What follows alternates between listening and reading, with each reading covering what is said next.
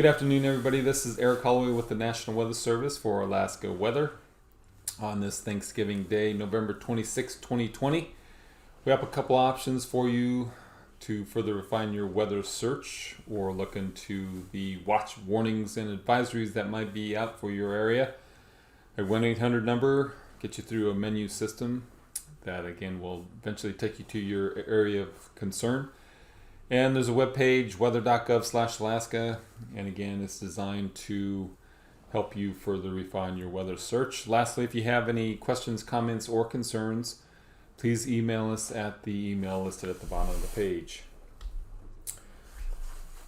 Hazardous weather, watch warnings and advisories out. We do have a hurricane force warning for the marine area around Adak and Atka. They also, and that goes mainly for tonight. And then we also have a high wind warning out for those same areas, the island areas, for till noon tomorrow. And that's again a high wind warning. And that's again until noon tomorrow for those same areas. Otherwise, we have a couple winter weather advisories out for the northeast part of the state, upper Yukon Valley. Winter weather advisory remains in effect until 9 p.m. this evening. And the area up there in the northeast corner of the state, Kaktovik, Prudhoe Bay included in that, and the eastern Brooks Range, and that's out until 6 p.m. this evening. The watch that's noted there in the northeast corner of the Panhandle is going to be for heavy snow, and that's going to be developing on Saturday. It hasn't been issued yet, but I just talked to the office and it sounds like they're going to issue a watch for that area. But please, any of these watch warnings, advisories, please look in them as you head out the door. Taking a look at the satellite image, you can see a weakening system along the north slope there, Brooks Range. Another weakening system in the southwest corner of the state, and another system that's pushing through the Panhandle of Alaska, maybe a secondary low near Kodiak Island, and that again is causing some snow showers across the southern part of the mainland. And there's that strong system out there in the Aleutians producing all that high winds and heavy rain, even some snow showers across into the Bering Sea there. Otherwise, some snow showers up there in the northeast corner of the state like we talked about. Please check that advisory out for that. And here's the surface map today, a 976 millibar low with an occluded front extending from that stronger low there near the western Aleutians. Snow showers moderate to light associated with that, lighter snow showers in the Bering Sea, scattered there in the central Bering Sea. Otherwise, down through the Aleutians, some heavy to moderate rainfall associated with that system. Otherwise, there was another weakening low near Kodiak Island, 992 millibar low, with rain at the lower elevations, maybe moderate in some areas. Snow showers you reach further inland across the Kenai Peninsula into the southern Cook Inlet region. Otherwise, the coastal mountains will see some snow showers as well. And lastly, is weak stationary front across the northeast corner of the state, branching into Canada there, producing some light snow showers as well. For tonight's weather, we're going to be looking at that low continuing to push eastward, 969 millibar low now, and maybe even 965 millibar near the eastern Aleutians there. Occluded front continuing to push eastward. Rain showers, mixed precipitation, and snow showers around that system. Scattered snow showers across the eastern Bering and into the southwest portion of the state. And there's that weak boundary across the north slope, continuing to produce some light snow showers there. Otherwise, a weakening trough in the Gulf, anchored by a low in Prince William Sound. Some snow showers associated with that. Otherwise, high pressure system in British Columbia, 1017 millibar high there. And for Friday, low continues to push eastward, 962 millibar low now. Mixed precipitation, snow showers, rain showers on the southern side of that system, included front. Otherwise, a weakening trough in the Gulf, producing continued light snow showers across the Panhandle, rain showers at lower elevations there, and some continued snow showers along the North Slope. Otherwise, snow showers out through the Aleutians and portions of the Bering Sea. For Saturday's weather, that low finally makes it into the Gulf, 967 millibar low now. Weakening includer front pushes into the Panhandle. Moderate to light snow showers across the Kenai Mountains, Wrangell, St. Elias, and coastal mountains. Rain moderate across the Panhandle can be expected again for Saturday. And high pressure along the North Slope, 1,003 millibars. Otherwise, some blowing snow over portions of the West Coast, Seward Peninsula, and snow showers down through the Bering Sea, scattered about, and otherwise, again, some rain showers in much of the Gulf region.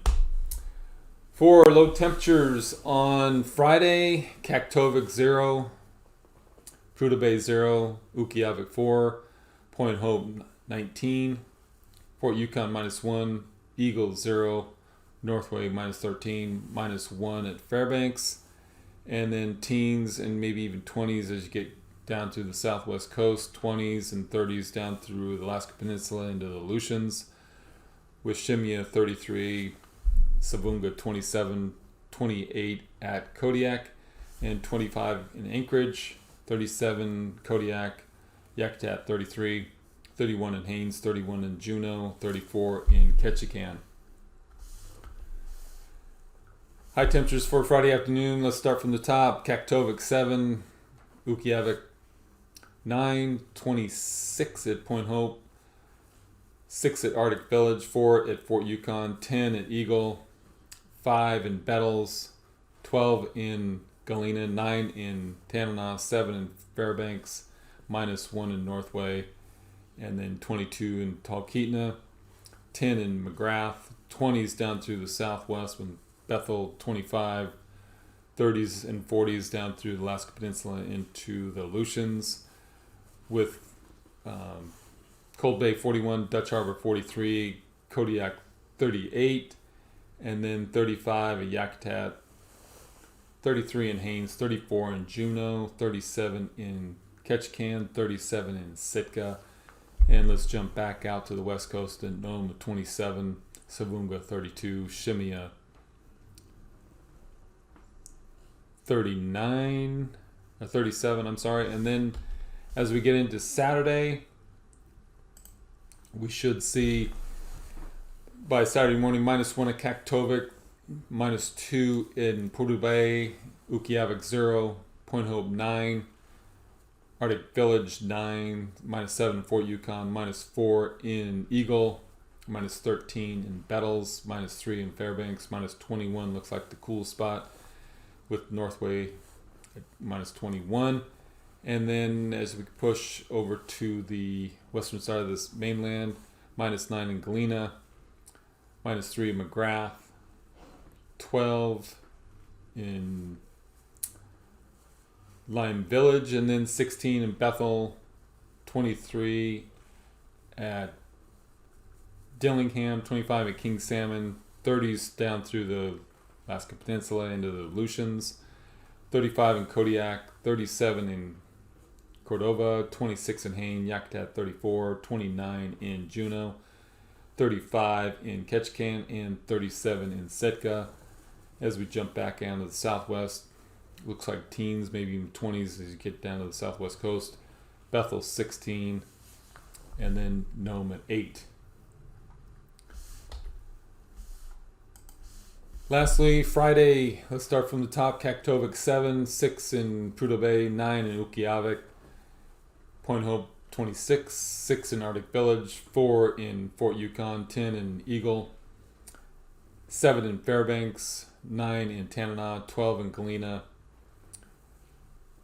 McGrath 10, Lime Village 22, Bethel 25,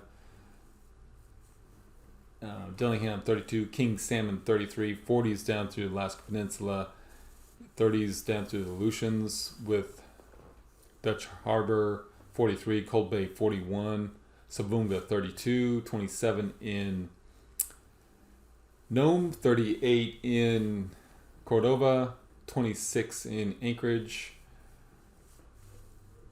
28 in Soldotna, 35 in Homer, 30 in Seward, 40 in Cordova, 35 in Yakutat, 33 in Haines, 34 in Juneau, 37 in Sitka, 37 in Ketchikan, and then Bethel's, we jump back to the southwest and western part of the state, 25 in Bethel, and Antioch 23, 27 in Nome, Savunga 32, and 37 in Shemia, and that should wrap it up.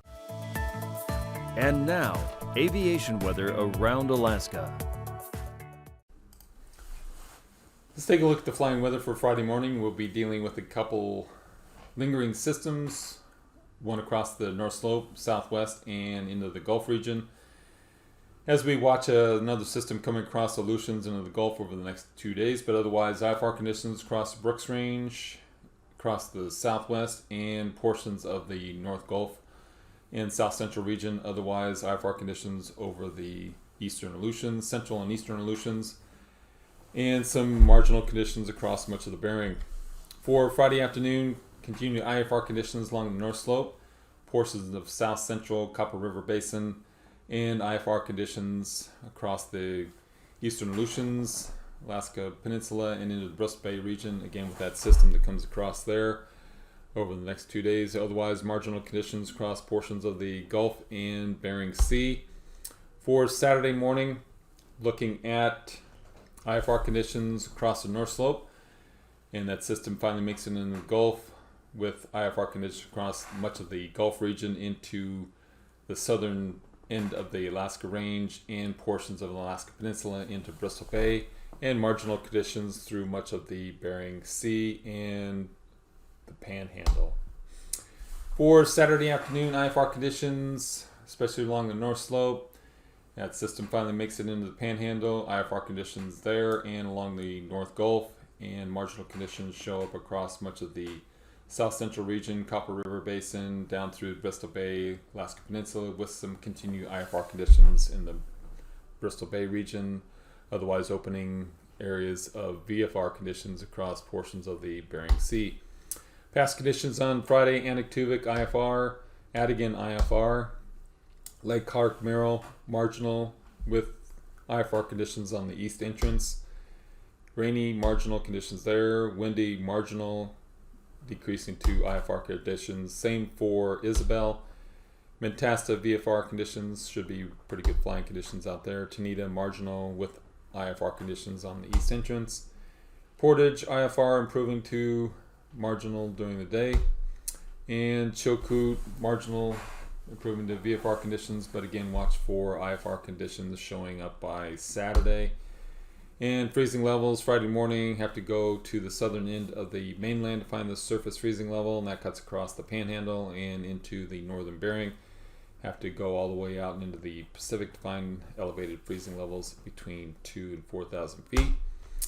And for icing on Friday, below 7,000 feet across much of the Brooks Range into portions of the southern mainland and into the Panhandle, with considerable moderate over the southern end of the Panhandle, otherwise between 5,000 and 10,000 feet, and went for considerable moderate over portions of the southern end of the Alaska Peninsula and eastern Aleutians and into Norton Sound. For jet stream on Friday, you have to go south of the Aleutians to find 145 knot jet there, with those winds coming out of the northwest. Otherwise, low pressure system across the northern Bering. Across the Bristol Bay region, winds generally from around 50 knots coming from the westerlies across there and into Alaska Peninsula. Otherwise, 130 to 140 knots coming across the southern and Panhandle. And for 9,000 foot winds, low pressure systems showing up along the Aleutians and Alaska Peninsula. And then the eastern Aleutians, 80 knot winds there coming across in a easterly or northwesterly fashion there. Otherwise, in south central Copper River Basin, winds from the south at 45 to 50, and otherwise light and variable across the rest of the mainland. 3,000 foot winds on Friday again, light and variable across much of the mainland and the Panhandle. Low pressure systems across the Aleutians and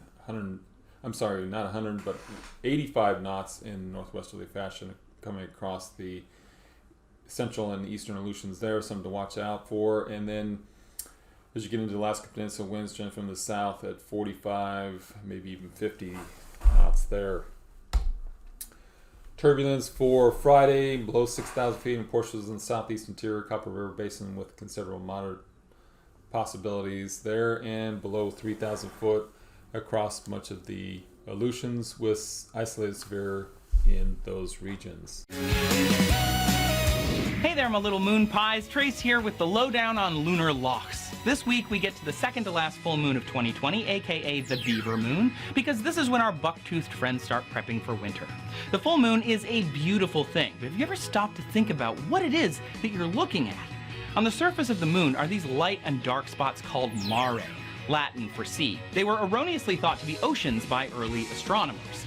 Today, we know that maria are plains of volcanic basalt left from cooled lava flows. There are about 20 mare, so I won't list them all, but the Apollo landing took place at the south end of the Sea of Tranquility, or Mare Tranquillitatis, here. This week, once y'all are done scarfing turkey and fighting about, well, everything, why not pop outside and drop some fun facts about our celestial satellite. Happy Thanksgiving, USA, and keep looking up.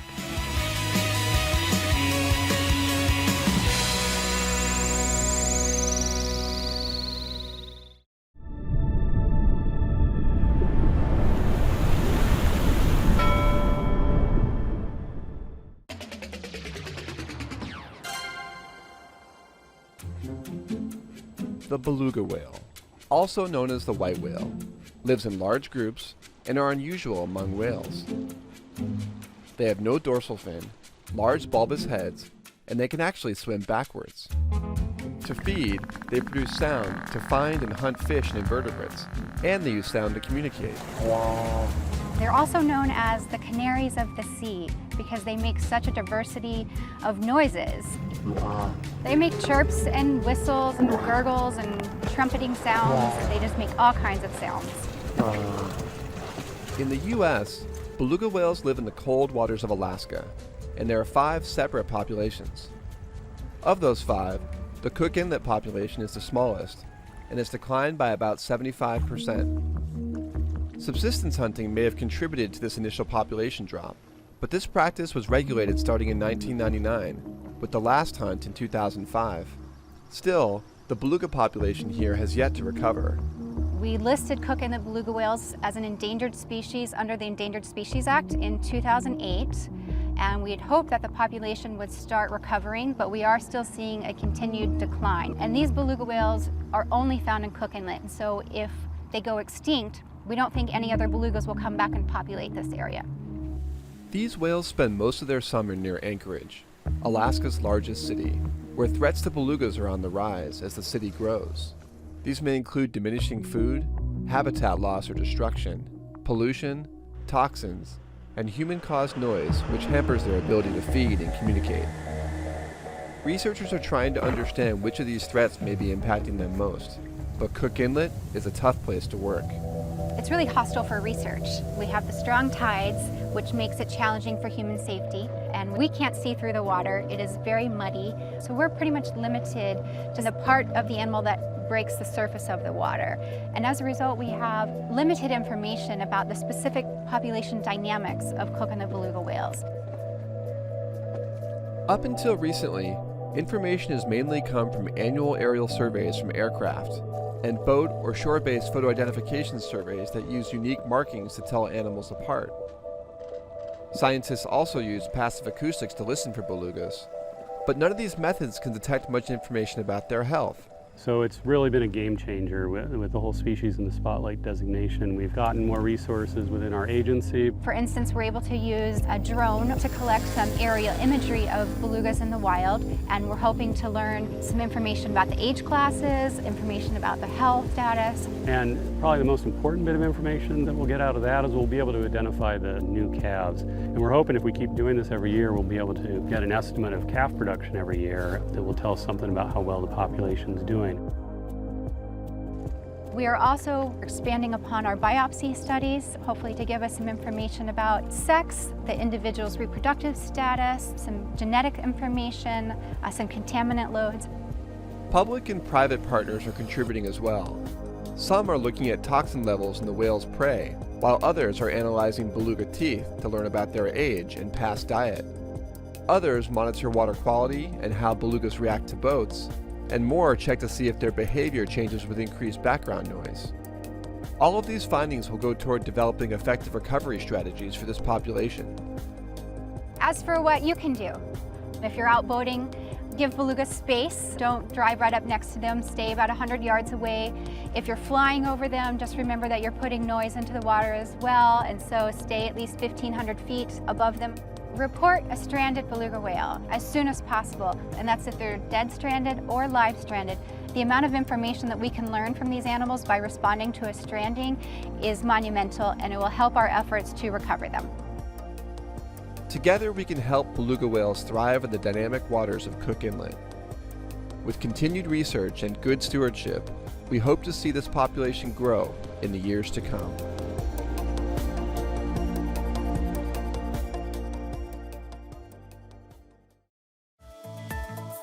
And now, marine weather around Alaska. Let's take a look at the marine forecast, starting with the ice edge. You can see that the ice is pushed farther north through the Chukchi Sea with the strong storms that we've had recently.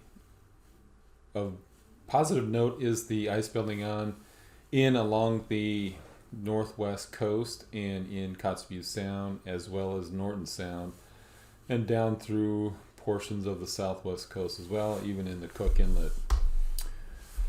Marine forecast for southeast, inside waters, winds generally from the north at 10 to 15, seas as high as 5 feet in the southern end of the inside waters. Outside waters, looking at winds generally from the southeast with anywhere from 15 to 20, seas as high as 14 feet. Look for winds to pick up a little bit on Saturday. Inside waters, winds generally from the southeast at 20 to 35, with seas as high as 7 feet over the Clarence Strait region. Otherwise, outside waters, looking for gale or even storm force winds out there on Saturday. Winds generally from the south at 45, seas as high as 23 feet. For marine forecast, south central on Friday. For the Gulf region, winds variable in direction, 15 to 20, seas as high as 9 feet. Prince William Sound, winds generally from the south at 15, seas as high as 3 feet. Let's back that up one. And for the Cook Inlet region, winds generally from a variable direction at 15 to 25 there near Kamishak Bay region, up to 25, seas as high as 5 feet. And for Saturday, south central Gulf region, look for storm force winds on Saturday. In the Gulf region, winds generally from the south, 20 to 50 again, seas as high as 19 to 20 feet. And for Prince William Sound, winds generally from the east at 45, seas as high as 10 feet. And for the Cook Inlet region, winds generally from the north at 30 to 40, with seas as high as 11 feet near Kamishak Bay region. For Friday's marine forecast, Alaska Peninsula, Kodiak Island, look for hurricane force winds out there over the eastern Aleutians, south of the southern end of the Alaska Peninsula, but otherwise winds generally from a southerly direction, 40 to 50, seas as high as 29 feet south of Sand Point. On the north side of the peninsula, winds generally from the east or southeast, 40, with seas as high as 11 feet. And those high winds kick off to just south of Kodiak Island But around Kodiak Island, winds generally from a variable direction, 20 to 30, seas as high as 22 feet. South side of the peninsula, winds generally from the northwest at 40. So looking at gale force winds there, seas as high as 24 feet. On the north side of the peninsula, winds generally from the north or northwest, 25 to 35, seas as high as 17 feet. And that looks like it might be a gale force winds on Saturday. For Friday, loose and chain. Very strong winds out there, hurricane force winds that will probably occur through Friday. Otherwise, winds generally from a westerly direction at 40 to 65, seas as high as 41 feet. And for Saturday, winds really calm down. Winds continue out of the west though, 25 to 40, with seas as high as 21 feet near Kiska and 19 feet just south of Unalaska. For West Coast, winds generally from the east at 15 to 35 near the Pribs, seas as high as 14 feet. And for West Coast Saturday, winds generally from the north at 20 to 30, with seas as high as around 13 feet near the Pribs. And for the Arctic coast, just off the Arctic coast there, winds generally from the east at 25. Off the northwest coast, winds generally from the east at 30, seas as high as 8 feet. And down through the Bering Strait, seas from variable direction 15 to 20, seas as high as 9 feet. And for Saturday, winds along the Arctic coast there, just off the Arctic coast, winds generally from the northeast at 10 to 15. Northwest coast, winds generally from the east at 15 to 25. Down through the Bering Strait, winds variable to 30, with seas as high as 12 feet. For tonight's weather, again, that 965 millibar low pushing through the Aleutians. These forecasts are for planning purposes only. Call 1-800-WX-BRIEF for a formal pre-flight briefing. Always file a flight plan before you go flying. The U.S. Coast Guard Auxiliary urges you to leave a float plan with a friend or the harbor master before you go boating.